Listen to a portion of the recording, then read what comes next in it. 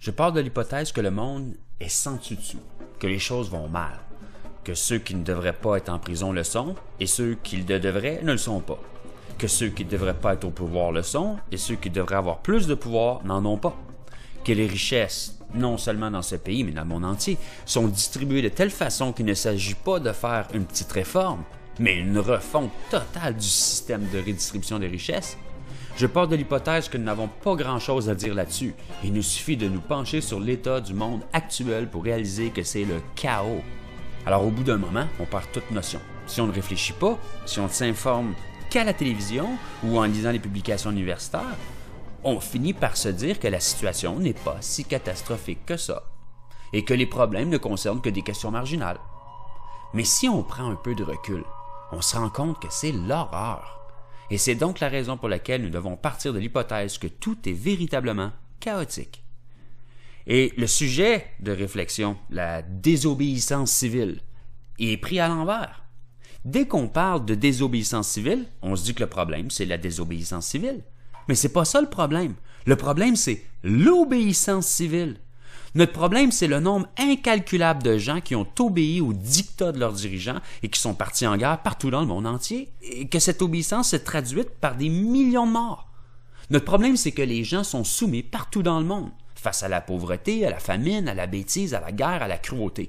Notre problème, c'est que les gens obéissent et que les prisons sont pleines de petits délinquants, tandis que les grands truands gèrent le pays. C'est ça notre problème. On comprend cela quand il s'agit de l'Allemagne nazie. On sait que le problème, c'est la soumission, que les gens ont obéi à Hitler.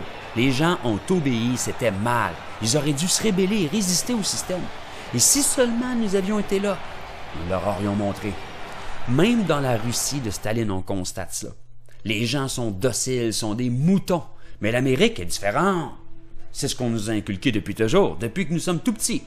J'entends encore ce discours résonner dans nos cours d'histoire. Choisissez 1, 2, 3, 4, 5 choses plaisantes concernant l'Amérique, concernant le Canada dans mon cas, concernant la France, dans le cas de beaucoup de vous, mes amis, et que nous ne voulons pas trop voir bousculer. Quelles sont ces belles choses? Mais si nous avons appris quoi que ce soit ces dernières décennies, c'est que ces belles choses concernant l'Occident n'ont jamais été belles. Depuis le début, nous sommes expansionnistes, agressifs et cruels envers les autres, en commençant avec le génocide des Amérindiens et l'esclavage des Africains. Et nous sommes agressifs et cruels envers les gens de notre propre pays, et nous redistribuons les richesses de manière très injuste. Et il n'y a jamais eu de justice dans les tribunaux pour les pauvres, pour les Noirs, pour les contestataires. Comment peut-on prétendre fièrement que l'Amérique est unique? Elle n'est pas unique, absolument pas. L'obéissance civile, eh bien, c'est ce que nous allons parler. C'est notre problème. La loi est très importante. Nous parlons aussi d'obéissance à la loi. La loi, cette merveilleuse invention des temps modernes que nous attribuons à la civilisation occidentale et dont nous parlons avec fierté. Le droit. Oh, comme ils sont extraordinaires tous ces jours sur la civilisation occidentale, donnée dans tout le pays.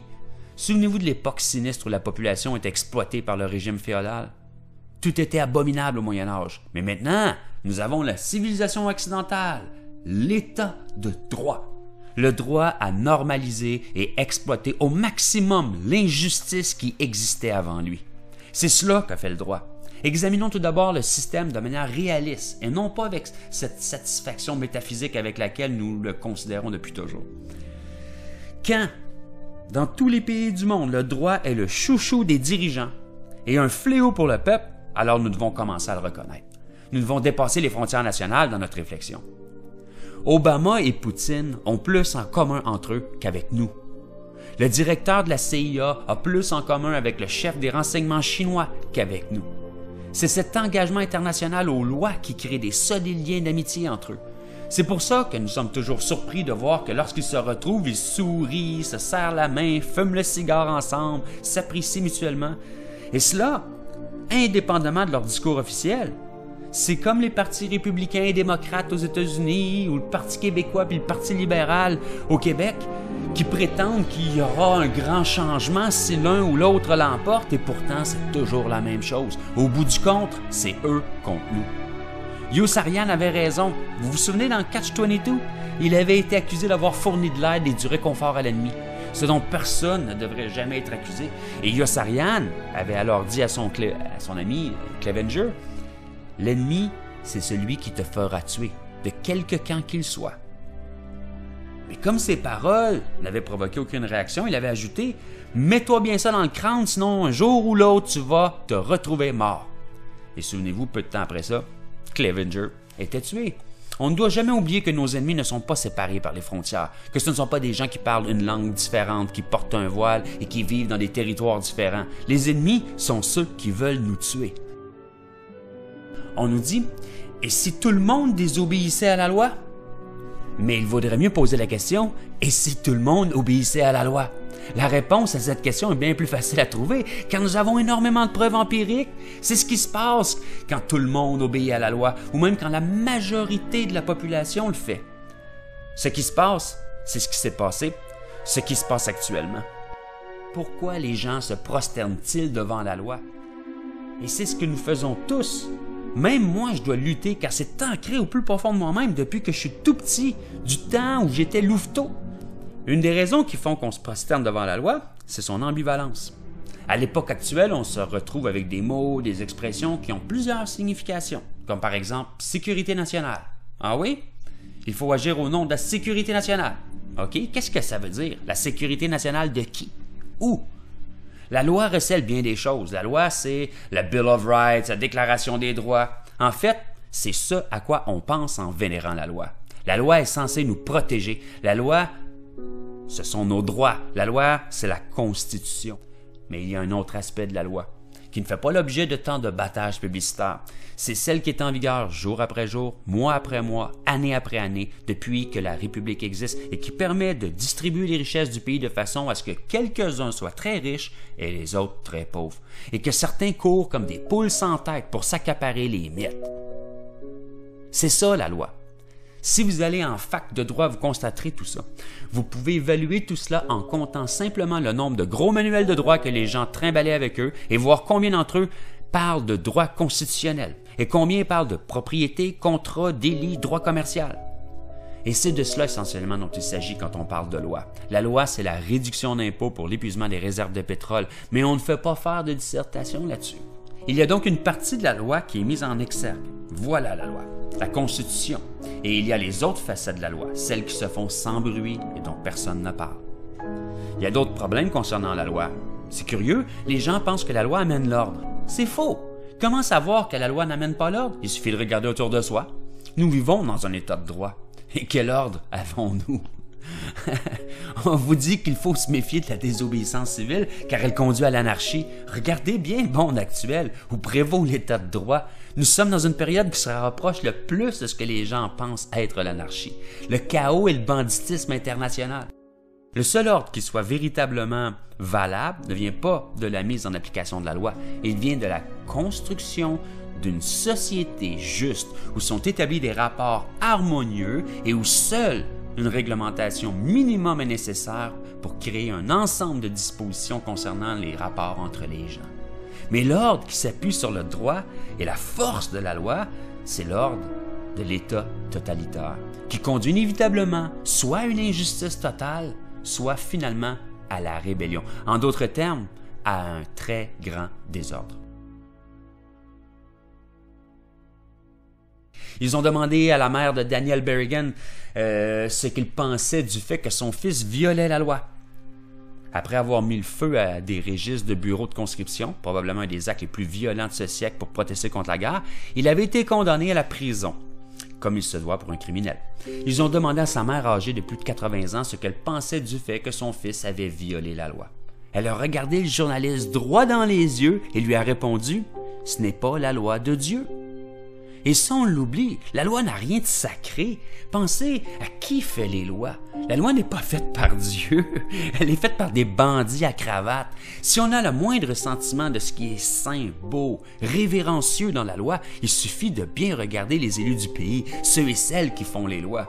Allez assister à une session législative de votre État. Allez assister à une session du Congrès, du Sénat, car ce sont ces gens-là qui font les lois, que nous sommes ensuite censés vénérer. Tout ceci est fait dans un décorum destiné à nous berner. C'est le problème. À l'époque, c'était confus, on ne savait pas. Maintenant, on le sait, tout est écrit dans les livres. Aujourd'hui, nous avons des procédures en bonne et due forme. Aujourd'hui, il se passe ce qui se passait avant, sauf que nous respectons les procédures légales. À Boston, un policier s'est rendu dans un hôpital et a tiré à 5 reprises sur un noir qui lui avait donné un coup de serviette de toilette sur le bras. Puis il l'a tué. Au cours de l'audience, le juge décidait que l'acte du policier était justifié. S'il n'avait pas réagi, il aurait perdu l'estime de ses collègues.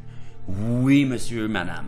Oui, c'est cela qu'on appelle un jugement en bonne et due forme, à savoir que le type ne s'en est pas tiré comme ça. Il a bien eu un procès en bonne et due forme, et tout s'est arrangé. Le décorum, la bienséance de la loi nous leurre. Et actuellement, où nous sommes dans une période peut-être encore plus critique que la Révolution ou la guerre de sécession, les problèmes sont si abominables qu'ils nous poussent à sortir du cadre légal pour faire une déclaration, pour résister, pour commencer à créer les institutions et les relations que doit avoir toute société qui se respecte. Non, il ne s'agit pas tout simplement de démolir, mais de construire quelque chose. Mais même si on cherche à construire ce qui n'est pas censé l'être, si on essaie, par exemple, de créer un parc populaire gratuit, ça, ce n'est pas détruire, on construit quelque chose, mais c'est interdit. Alors, la police privée arrive pour vous obliger à partir. C'est la forme que va prendre de plus en plus la désobéissance civile, des gens qui tenteront de construire une nouvelle société au sein de l'ancienne. Et le droit de vote et les élections, la désobéissance civile, il n'y en a pas de besoin, nous dit-on, parce que nous avons passé le processus électoral. Nous devrions savoir depuis tout ce temps. Mais peut-être que non, car nous avons grandi avec la notion que le bureau de vote était un lieu sacré, presque comme un confessionnal. Vous entrez dans le bureau de vote, vous en ressortez, on vous prend en photo et votre visage au sourire béat est publié dans la presse. Vous venez de voter, c'est ça la démocratie. Mais si on lit ce que disent les politicologues, mais qui en est capable? Du processus électoral, on constate que c'est une supercherie. Les États totalitaires adorent les élections. Ils font déplacer les gens pour voter et enregistrent leurs bénédictions. Je sais qu'il y a une différence. Ils n'ont qu'un parti. Nous, on a 2. Vous voyez, on a un parti de plus qu'eux. Ce que nous tentons de faire, je suppose, c'est de revenir véritablement aux principes, aux objectifs de la Déclaration d'indépendance aux États-Unis. L'esprit de la résistance à l'autorité illégitime et à des forces qui privent les gens de leur vie, de leur liberté, de leur droit à la quête du bonheur. Et donc, dans ces conditions, il incite au droit de réformer ou d'abolir la forme actuelle de leur gouvernement, et surtout d'abolir. Mais pour établir les principes de la Déclaration d'indépendance, il va falloir sortir du cadre légal, cesser d'obéir à des lois qui imposent de tuer ou qui répartissent les richesses de la façon dont cela a été fait, ou qui mettent des gens en prison pour des petits délits et laissent en liberté des gens qui ont commis des crimes abominables. Mon espoir, c'est que cet esprit de résistance fleurira non seulement dans ce pays, mais également dans d'autres pays, car ils en ont tous besoin. Les peuples de tous les pays ont besoin de cet esprit de désobéissance à l'État, qui n'est pas un concept métaphysique, mais une entité qui allie force et richesse. Il nous faut une sorte de déclaration d'indépendance entre les peuples de tous les pays du monde qui luttent pour la même chose. Gloire à la résistance.